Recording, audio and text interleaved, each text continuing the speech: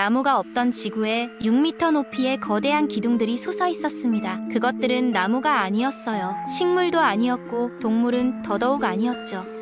바로 버섯, 정확히는 거대한 균류였습니다. 4억 년 전 지구를 지배했던 이 생명체는 숲이 생기기 훨씬 전부터 대륙을 점령했고 돌을 흙으로 바꿨으며 오늘날 우리가 숨쉬는 공기를 만드는데 결정적인 역할을 했습니다. 그런데 100년 넘게 과학자들은 이것이 무엇인지조차 몰랐어요.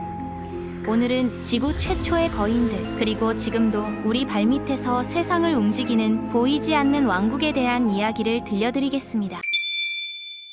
4억 년 전 지구는 지금과 완전히 달랐습니다. 대륙은 황량한 바위와 먼지로 뒤덮여 있었고 나무도 풀도 없으며 그림자조차 존재하지 않았어요. 하늘은 창백했고 공기는 지금의 절반밖에 안 되는 산소를 담고 있었죠. 바다에서는 생명이 번성했지만 육지는 완전히 죽어 있었습니다. 그런데 그 텅 빈 대륙에서 이상한 것들이 자라기 시작했어요. 높이 6m에 달하는 창백한 기둥들이 바위 사이에서 솟아올랐는데 나무처럼 보였지만 나무가 아니었습니다. 가지도 없었고 잎도 없었으며 껍질 대신 부드럽고 다공성인 표면을 가지고 있었죠. 이것들이 바로 프로토탁사이트였습니다. 수천만 년 동안 이 균류 거인들은 육지의 유일한 지배자였어요. 당시 가장 큰 식물은 무릎 높이밖에 안 됐는데 프로토탁사이트는 하늘을 향해 우뚝 솟아 있었습니다. 19세기에 화석이 처음 발견됐을 때 과학자들은 당황했어요. 나무 줄기처럼 생겼지만 나무의 구조가 없었고 해조류처럼도 보였지만 바다 생물의 흔적도 없었거든요. 100년 넘게 논쟁이 계속됐습니다. 2007년이 되어서야 동위원소 분석을 통해 진실이 밝혀졌는데 이것은 광합성을 하는 식물이 아니라 썩은 물질을 먹고 사는 균류였던 겁니다. 프로토탁사이트는 어떻게 그렇게 거대하게 자랄 수 있었을까요? 비밀은 지하에 있었습니다. 땅속 깊이 균사체라 불리는 실 같은 네트워크가 수백 미터까지 뻗어 있었고 이 보이지 않는 그물이 바위에서 영양분을 끌어내 거대한 탑을 먹여 살렸어요. 균류는 유기산을 분비해 돌을 녹여 과정에서 지구 최초의 흙을 만들어냈습니다. 당시 대기는 이산화탄소로 가득했고 산소는 매우 적었는데 균류는 이런 환경에서도 완벽하게 번성할 수 있었죠. 그들은 햇빛이 필요 없었고 해안가로 밀려온 미생물 매트와 유기 찌꺼기를 먹으며 살아갔습니다. 균류의 진짜 천재성은 분해 능력에 있었습니다. 다른 생물이 먹을 수 없는 것들, 죽은 세포, 광물 찌꺼기, 복잡한 유기 화합물을 효소로 분해해서 흡수했어요. 이 과정에서 영양분이 토양으로 돌아갔고 탄소는 공기 중으로 방출됐습니다. 균류 없이는 생명의 순환 자체가 불가능했을 겁니다. 그들은 죽음을 생명으로 바꾸는 자연의 첫 번째 재활용 시스템이었거든요. 그런데 균류만으로는 지구를 초록색으로 만들 수 없었습니다. 식물이 필요했죠. 약 4억 5천만 년 전 최초의 육상식물이 나타났는데 콕소니아라는 작은 식물이었어요. 키가 손가락 정도밖에 안 됐지만 혁명적인 발명품을 가지고 있었습니다. 바로 관다발 조직인데 물과 영양분을 위아래로 운반하는 작은 관이었죠. 하지만 이 식물들에게는 문제가 있었습니다. 뿌리가 너무 짧아서 토양 깊숙이 묻힌 영양분에 닿을 수 없었어요. 반면 균류는 광합성을 할 수 없어서 햇빛으로 에너지를 만들 수 없었고요. 그래서 역사상 가장 중요한 파트너십이 탄생했습니다. 균류의 실이 식물 뿌리를 감싸거나 그 안으로 들어가면서 교환이 시작됐어요. 균류는 토양에서 모은 물과 미네랄을 제공했고 식물은 햇빛으로 만든 당을 내려보냈습니다. 이 공생관계를 균근이라고 부르는데 오늘날 거의 모든 식물이 여전히 이 파트너십에 의존하고 있습니다. 균근 없이는 숲도 초원도 농작물도 존재할 수 없어요. 식물이 퍼지면서 지구의 대기가 변하기 시작했습니다. 광합성을 통해 이산화탄소를 흡수하고 산소를 방출했거든요. 처음에는 느렸지만 수백만 년에 걸쳐 공기 중 산소 농도가 점점 높아졌어요. 하늘은 더 파랗게 변했고 기후는 서늘해졌으며 비가 더 자주 내렸습니다. 이 모든 변화의 중심에 균류가 있었는데 그들은 땅속에서 탄소를 저장하고 영양분을 순환시키면서 지구의 기후를 안정시켰습니다. 대봉기에 접어들면서 최초의 진짜 나무들이 나타났습니다. 아르카이오프테리스 같은 나무는 높이 10m까지 자랐고 처음으로 땅 위에 그림자를 드리웠어요. 숲이 형성되기 시작했고 뿌리는 토양을 단단히 고정시켰으며 낙엽은 땅을 비옥하게 만들었습니다. 하지만 여기서 문제가 생겼어요. 나무는